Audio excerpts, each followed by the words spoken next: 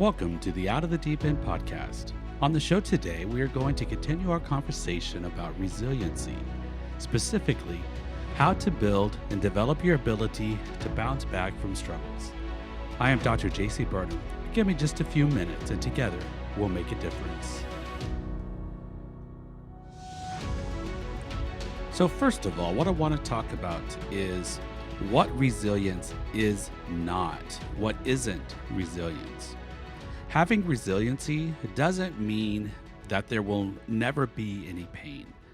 Because unfortunately, in our world, in our existence, there is always pain. Physical pain, mental pain, spiritual pain. So just because you have resiliency, it doesn't mean that there's not going to be pain. And if you feel pain, it's not saying that you don't have any resiliency. Resiliency isn't survival. The survival mode, what we call the fight or flight mode, is for people that are already in that state of survival. That's another topic entirely. And that's dealing with people who are beyond anxiety, beyond stress, and they're in a situation to where they're past the point to where resiliency can really make a difference, because resiliency at that point is irrelevant. So I'm going to save that kind of topic, that discussion on survival mode, fight or flight mode, for another show. Today we are talking about resiliency, that elasticity, the rubber band, so that you can be pulled and you can be stretched, but you're not necessarily going to break. And people who have resiliency, they're much better at resisting those struggles. At least when those struggles appear, they're able to seem to cope with it or deal with it in a better way. Now, remember, when we look at other people, it might always seem like they're so good at dealing with life. But remember, your perspective is always going to be tainted. It's not going to be the whole truth. Anytime you meet someone that seems like they have a perfect life, I guarantee you that their life is not perfect.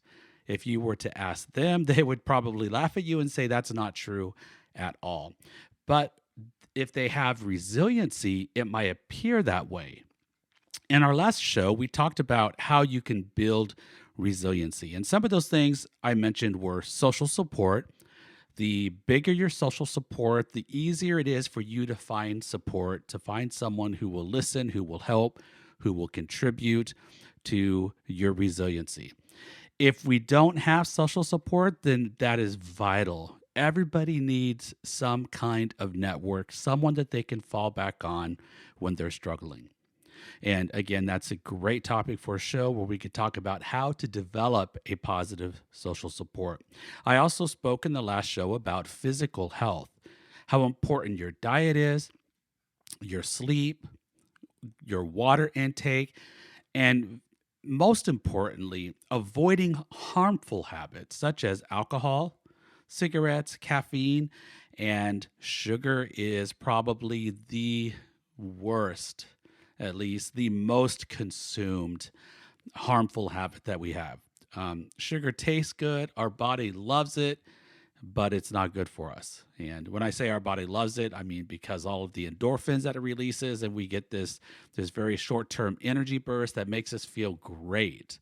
But in the long run, sugar is a major problem in the world today. But we'll leave that for another discussion also. So physical health, good diet, sleep, water, avoiding some of those things that are considered bad habits.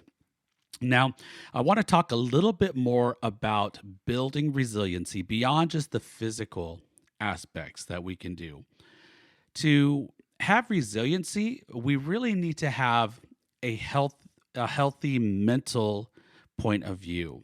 In other words, we need to have good mental health and be strong when it comes to the way we approach the world, the way we think about the world, the way we think about ourselves, the way we interact. So when we say mental health, it's a very big package.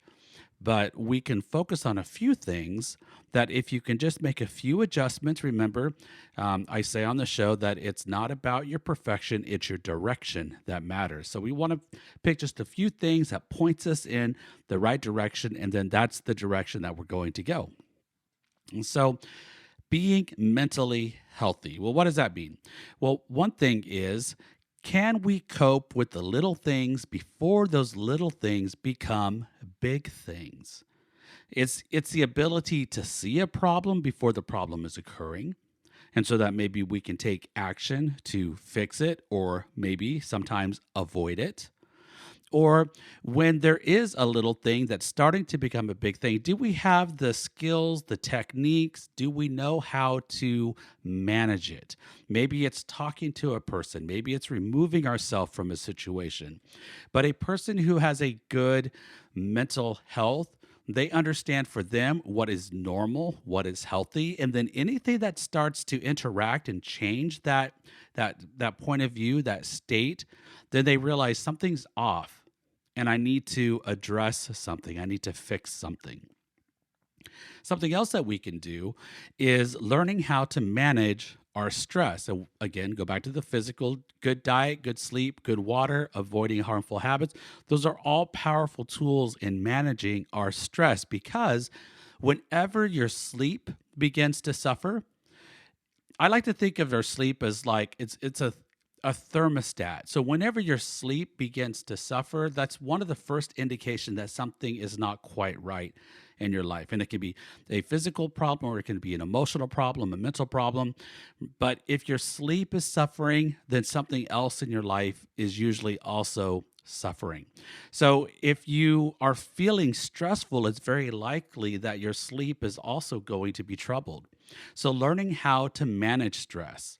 Um, Taking time out to think, to have spiritual moments, to people. Some people like to meditate, to exercise, to not do things that are going to increase it, caffeine, for example, but learning how to step back, take a moment, and calm ourselves down so that we don't trigger those fight or flight responses. That when those chemicals and those hormones start getting released, it becomes very difficult for us to step back and not feel the anxiety and the stress.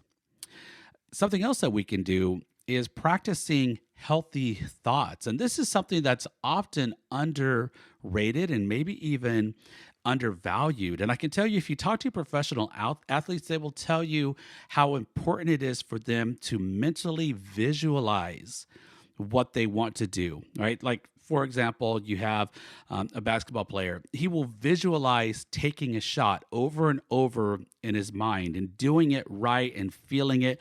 And then he will combine that with his physical action, the muscle memory. And then when you put the muscle memory together with the mental rehearsal, it becomes a very powerful way of practicing and moving forward.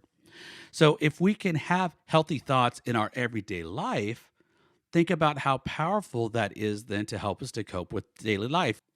If we're talking about neural anatomy and the way the brain works, there's a metaphor that I like to use. I've used this in my classes at the high school level, at the college level, university level, where we talk about when your brain is formed, it's kind of like a very dense forest, but nothing has been there before. And the first time you have an experience, it's like you're walking through that forest and you're breaking a trail. And the more times that you use that trail and you break that trail, the more easy it's going to be for you to use that trail again. So if we have constant negative thoughts, that means that those trails that are taking us to those negative locations are going to be very easy for us to use again. So, negativity can become a very powerful, very self reinforcing habit. So, what I like to think about, well, because our brain has neuroplasticity, which means that it is actually able to restructure itself, we can take and we can form new trails through the forest so that we can get away from maybe some of those negative thoughts. So we can practice positive thoughts. So practicing healthy thoughts allows us to form those new pathways. And then if we practice them over and over again, they will become the default. So we say, don't stress the small stuff. I love the Serenity Prayer. And if you're not familiar with the Serenity Prayer, you haven't heard it before, it says, God, grant me the serenity to accept the things I cannot change, courage to change the things I can, and wisdom to know the difference. So the Serenity Prayer is basically saying we need to have wisdom to know when there is something that is within our power, within our control, and when there are things that are just simply out of our control, things that we cannot change. And if you keep trying to change something that just cannot be changed, you're going to be frustrated. But understanding, and it's not always easy, right, to have something that you just don't want, you really want to change it, but you just can't change it. And that's the kind of case where sometimes we have to remove ourselves from a situation. Maybe you don't like your job, maybe you don't like your boss, and no matter what you do, you're not going to be able to change that. So what has to change is you. You have to leave and you have to go to another location, to another job with maybe a boss that you like better. And so don't stress the small stuff. I say make a list of things that you are most grateful for in your life. Actually, write them down, right? Number them 1 to 10, 1 to 20. And then look at those things and ask yourself, how did these things come to be? What did I do to create them? What have I done to nourish them, to keep them going? And then once you have that list, remind yourself on a regular basis of how lucky you actually are. Focus on those items that you are most grateful for over and over again. Build those neural pathways through the forest. And then consider, especially in those times to when you start saying, well, things used to be really good, but they're not as good now. And I like to say, well, yes, everything can always be better, but everything can also always be much worse than they are right now. Consider those who are less fortunate than you. And there is always going to be someone who's less fortunate for you. Just like there's always going to be someone that seems to be much more fortunate than you. But we can not focus on the people who have more or seem to be better in ways than we are, but instead, let's be grateful because it could be much worse. And I like to think about those times to where maybe you've been injured, right? Athletes know this so well because they're performing at the highest level that they possibly could, and then they get an injury. And then all of a sudden, they can't do anything that they were able to do before.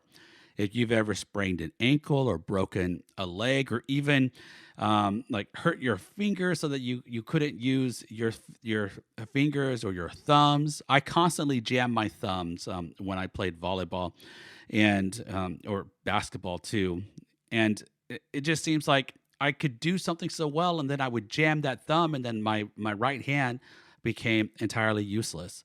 And then what happens? Then we start saying, oh my goodness, if only things could be normal again. How could I have taken it for granted the fact that I could walk, that I didn't have to use crutches, that I could take baths and showers without, having to wrap everything in plastic, right? All of a sudden, we start realizing how lucky we actually were before. So there is something to be said about thinking about others who are less fortunate than we are, because it could always be worse. All right, holding on to hope. There was a study in the Journal of Positive Psychology who had participants write down about past experiences where they hoped for something, and then what it was that they were hoping for actually came true. Those who reflected upon those things that they wanted, that they hoped for, and they came true, they noted that their happiness and hope for the future had also increased. So there was something powerful about reflecting upon what their positive has experiences in the past had been with hope, and then that gave them hope for the future. So again, I ask yourself, just like we were making our list, I say, what have you gained this year? And for us, this year has just begun. So maybe let's think about, what did we gain last year? And then when the month is over, look back, well, what did I gain this month? Or what about this week or even today? And then make a mental note or write down those things, because we want to celebrate all of those gains. Because the more we focus upon where we have been successful in the past and where we focus on where we are most lucky, that's when we will find hope. And hope lends itself to resiliency. Now, to be specific, it's important for us to understand that resiliency is something that needs to be practiced, which is kind of unfortunate, because we're saying in order to have good coping skills, you need to be put in a situation where you have to have good coping skills. In other words, things have to not always go perfect in your life. So pick a challenge, and then try to pursue that challenge, and then realize that you're not always going to be successful, and that's okay. Because when we give ourselves a goal and we start pursuing that goal and we fall short, that is our opportunity to practice resiliency. And what we have done is we have created the experiment and the conditions to where it's okay for us to fail. Because let's say last year I started to run again. I have a good friend who is an Ironman, and he introduced me to shoes, Hoka's shoes, running shoes, and they are just amazing with how they fit my foot, and I was able to run without knee pain and back pain. And so I started running, and I ran almost 100 miles from August through December. And if I had known that I was going to get that close to 100, I would have pushed myself even a little harder and said, you're going to make 100. But that's okay. That wasn't my goal. That will be my goal for this year. But I realized that if I can set myself a goal and I can pursue that goal, even if I don't reach that 100, how much better off am I for having tried and having done those 96 or 97 miles, right? So I love sports. I love coaching athletes because it's the perfect opportunity to put yourself in a situation to where you're going to work really hard towards a goal, but you are going to fail on a regular basis. And then learning how to cope and deal with that failure is what we are talking about. So Thomas Edison, famous quote, "I have not failed, I have just found 10,000 ways that don't work." Winston Churchill said, "Success is tumbling from failure to failure with no loss of enthusiasm." So it's okay. Set yourself up, set a goal, pursue that goal, but then realize you're not always going to reach that goal. And when you don't reach that goal, that is going to be your opportunity to practice resiliency. Step outside of your comfort zone. Think about how much better off you will be for having almost reached your goal than not having tried anything at all. I am inspired by the song. Jesse Alexander wrote the song. Miley Cyrus performed it. The Climb says, "There's always going to be another mountain. I'm always going to want to make it move. Always going to be an uphill battle. Sometimes I'm going to have to lose, and that is the key. It's not about how fast you get there or what's on the other side. It is the climb." I challenge you, my friend. Keep trying, keep striving, keep failing, and getting back up again. Tell yourself every time you think it hurts too much, the harder you fall, the higher you bounce back again. This is Dr. JC Burnham and the Out of the Deep End podcast. Have a blessed day.